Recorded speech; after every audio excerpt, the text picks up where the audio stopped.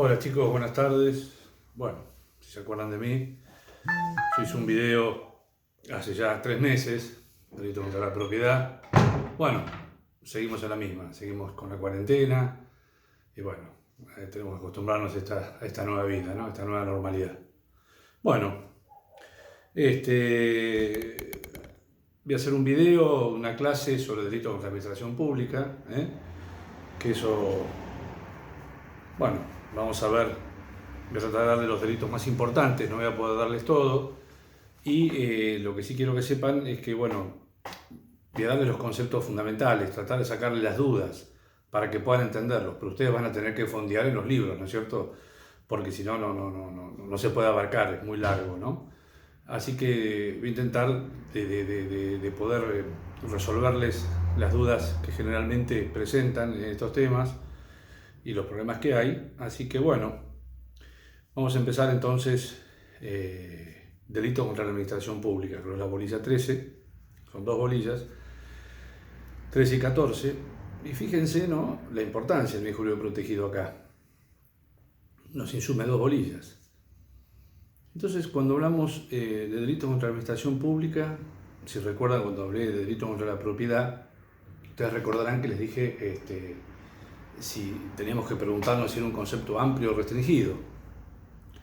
Bueno, ¿por qué digo esto? Porque muchas veces nosotros podemos pensar, ¿no es cierto? No sé, si un día abrimos el diario y vemos aumento para la administración pública, entonces podemos pensar que se está refiriendo al Poder Ejecutivo, ¿no es cierto? A los empleados de gobierno, ¿no?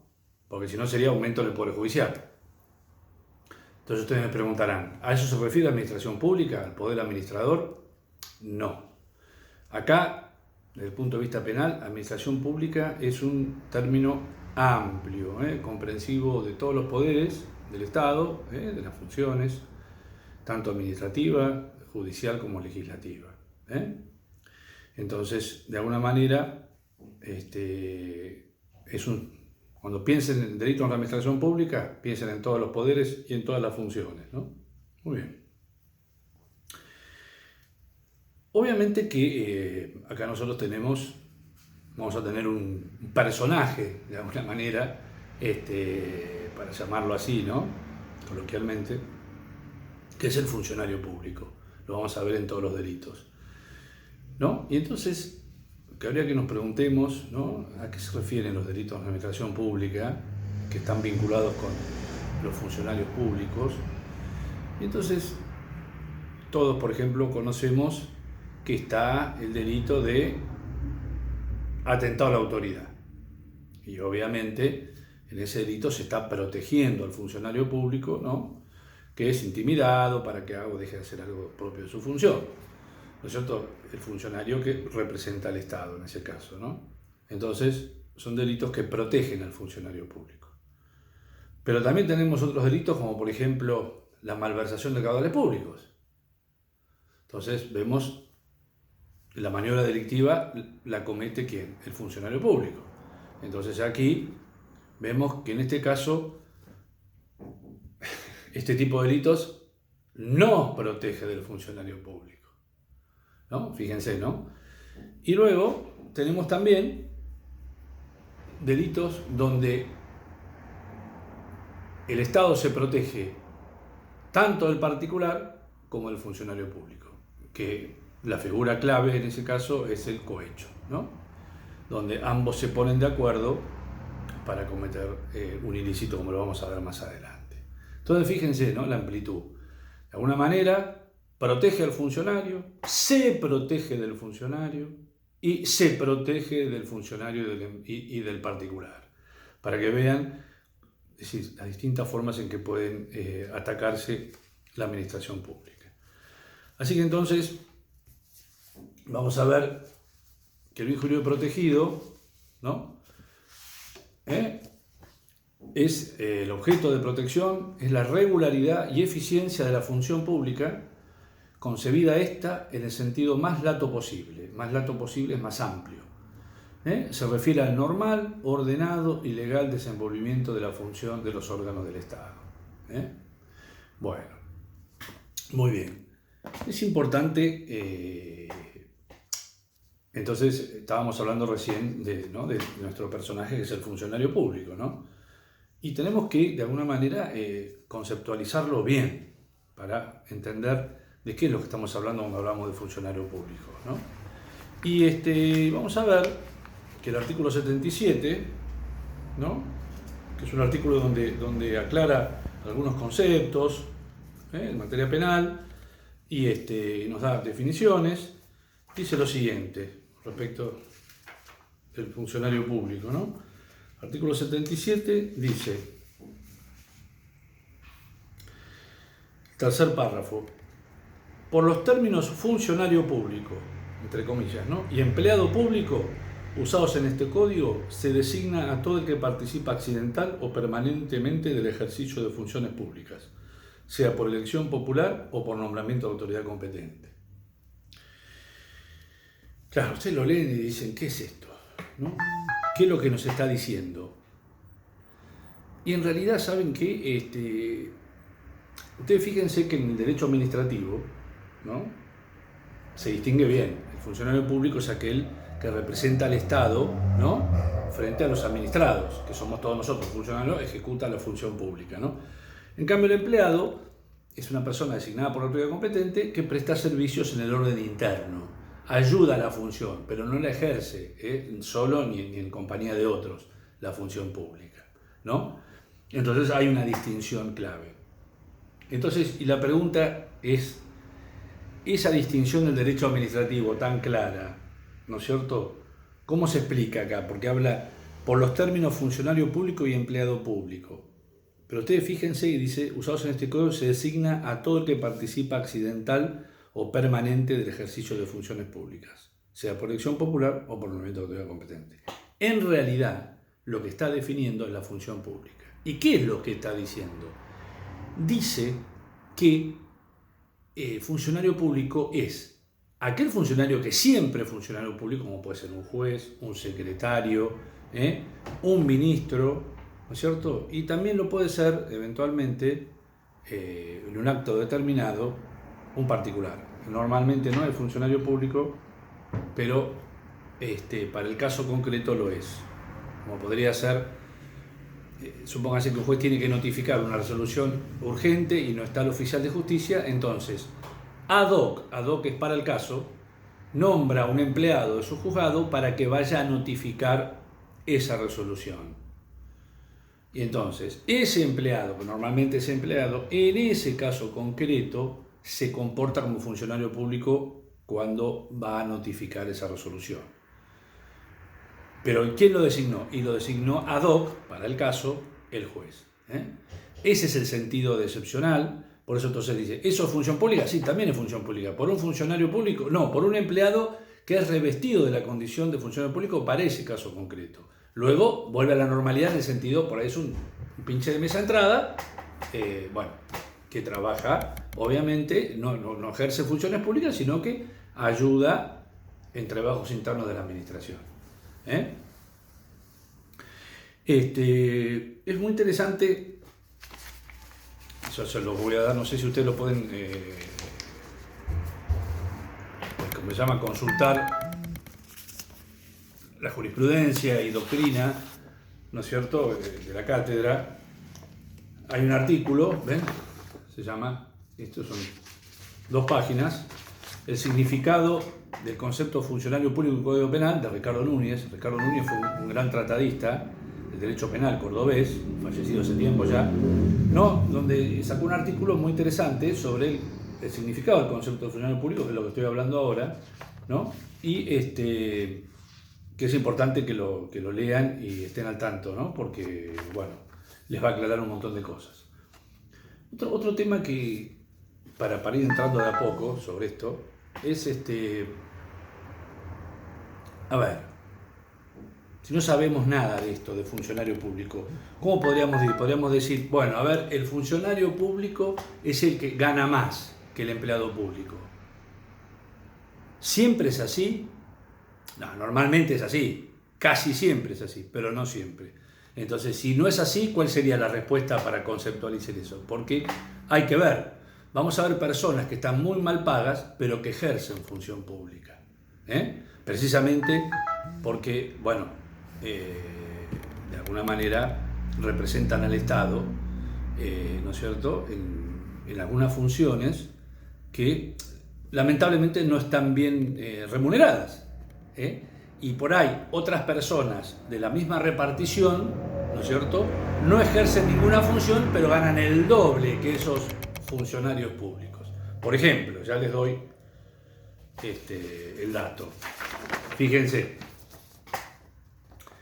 son funcionarios públicos o empleados públicos en este sentido, ¿no? El guardián municipal, el de la cárcel, el agente de policía, pues todos los cuales, dice Núñez, en una u otra forma ponen en práctica la función de vigilancia estatal.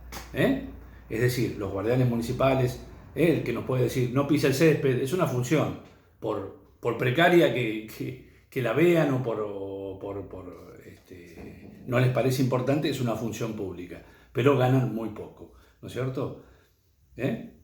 Lo es también el oficial de justicia, como ejecutor de la voluntad de los tribunales de justicia. Todos esos individuos, lo mismo que un gerente, director o tesorero de una repartición o de una entidad pública, estas personas ya sabemos que ganan más, realizan la voluntad del Estado para lograr uno de los fines que aquel tiene a su cargo. ¿Ven? Pero dice, aunque reciben su nombramiento de una autoridad pública, son simples empleados en el sentido del derecho administrativo, el ordenanza de una repartición pública, el auxiliar de un juzgado, el peón de las sanitarias.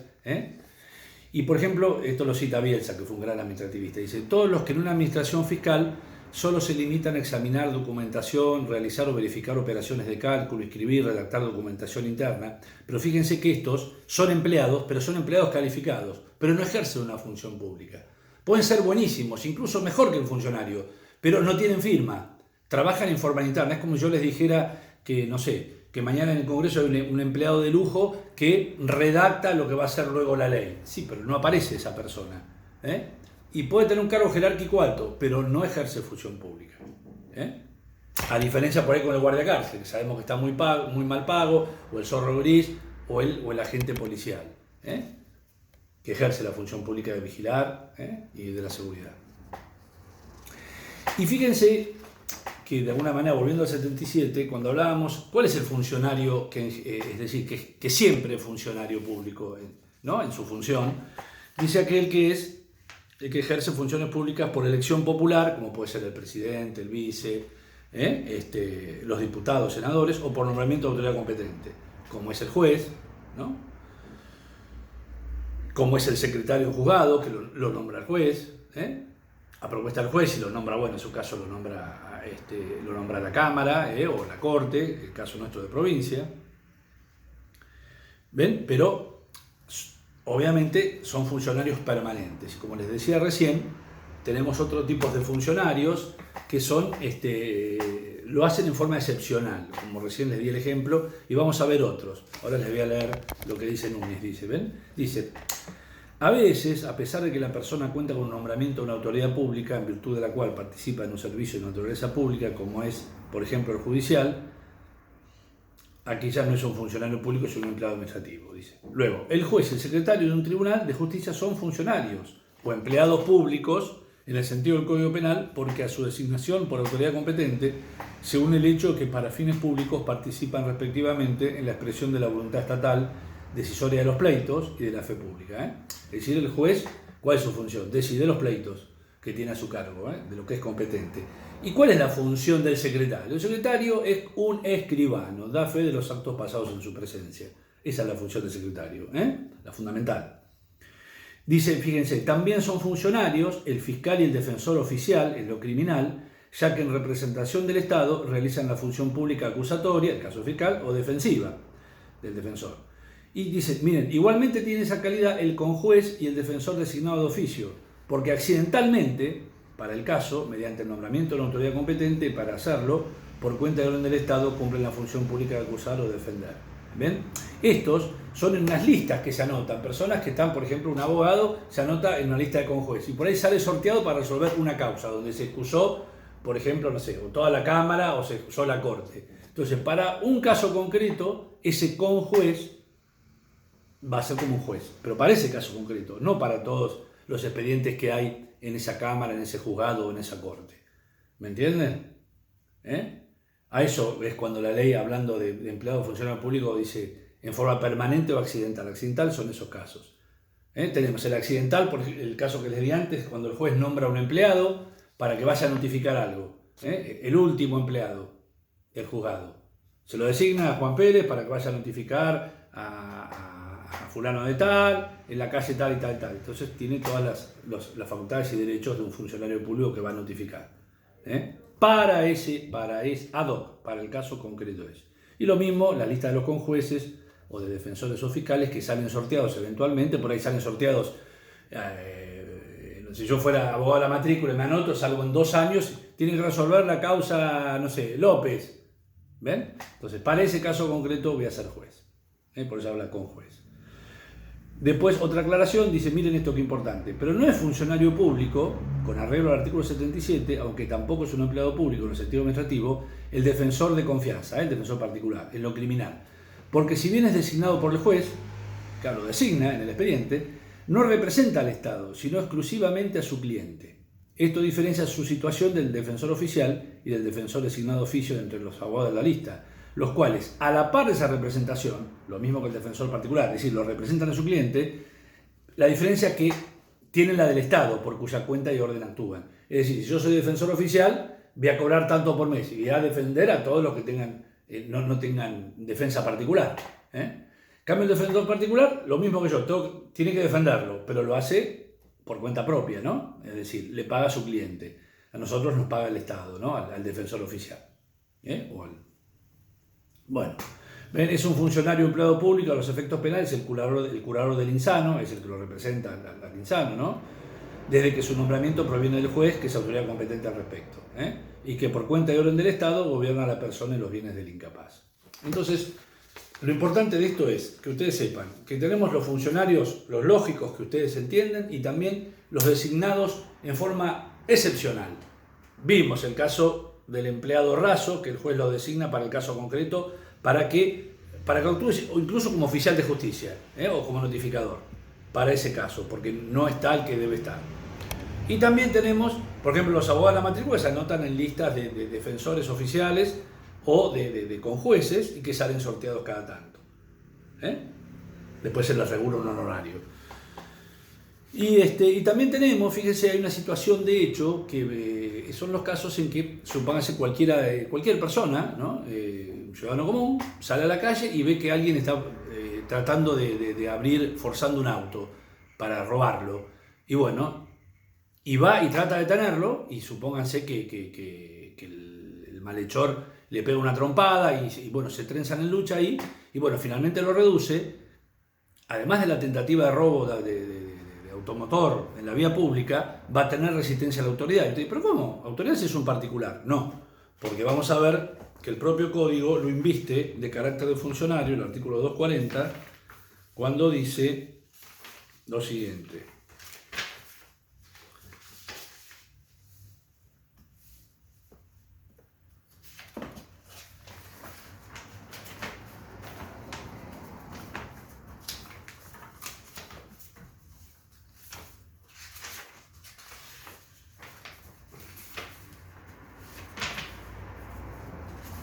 Fíjense, el artículo 240 dice: para los efectos de los artículos precedentes, se reputará funcionario público al particular que tratara de aprender o hubiera aprendido a un delincuente en flagrante delito, en flagrancia, con las manos en la masa.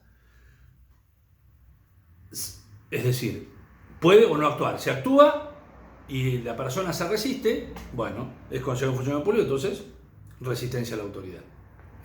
Vamos a ver ahora, que lo vamos a ver rápidamente, ese delito. Entonces, fíjense cómo pueden ser las fuentes, ¿no?, de que alguien pueda ser investido con la categoría de funcionario público. Les di el caso más paradigmático del empleado raso, que el juez lo designa para el caso concreto, para notificar una resolución. También los abogados de la matrícula que se anotan en listas de conjueces para salir sorteados eventualmente, porque se excusan los jueces. Y también en una situación fáctica de hecho, que la ley lo reputa funcionario público aquel que trata de aprender a una persona que lo descubre cometiendo un delito en flagrancia es con las manos en la masa, cometiendo el delito o inmediatamente después, que es corrido por el clamor público. Bueno, entonces es importante que esto lo traten de conseguirlo. Se llama así el significado del concepto funcionario público en el Código Penal de Ricardo Núñez. Bueno, muy bien. Vamos entonces ahora a los delitos en particular. Vamos a ver atentado y resistencia a la autoridad. Bueno, tenemos el artículo 237. Fíjense que cuando hablamos de atentado y resistencia a la autoridad, son delitos que son como bastante conocidos, ¿no? Vieron que en general uno no tiene por qué estudiar derecho, pero escucha estafa, defraudación, son todos términos que la gente más o menos lo entiende. Atentado y resistencia, y muchas veces se los menciona, y parece que son sinónimos, ¿no? Y no son sinónimos, son parecidos, pero no son sinónimos, ¿no? Pero de alguna manera, hasta en el propio Poder Judicial, a veces se confunden los términos, ¿no? Y muchas veces personas que vienen acusados por atentados es resistencia y viceversa, ¿no? Y vamos a ver, por eso se los voy a poner, ahora les voy a leer los dos artículos, el de atentado a la autoridad y de resistencia, y van a ver que tienen similitudes. Dice el 237, que es el atentado, dice: será reprimido con prisión de 1 mes a 1 año el que empleare intimidación o fuerza contra un funcionario público o contra la persona que le prestara asistencia al requerimiento de aquel, o en virtud de un deber legal, para exigirle la ejecución o omisión de un acto propio de su función. Y en el 239 dice: será reprimido con prisión de 15 días a 1 año el que resistiere o desobedeciere a un funcionario público en el ejercicio legítimo de sus funciones o a la persona que le prestara asistencia al requerimiento de aquel o en virtud de una obligación legal. Y ustedes dirán, y bueno, es contra un funcionario público, las acciones son parecidas, porque fíjense que uno dice intimidación o fuerza. La intimidación es la amenaza, ¿no? Es la coacción en el sentido de que mediante amenazas ataca la libre determinación del funcionario, o con fuerza, ¿no? Son medios violentos, ¿no? En definitiva. Y acá el 239, cuando habla que resistiere, es un término también, resistiere es violento, todo lo que se le pueda ocurrir. A diferencia de desobedecer, que no tiene nada de resistencia, no hay ningún medio violento con la resistencia, ¿no? Pero la resistencia, antes se había puesto, en un momento se reformó este artículo, hablaba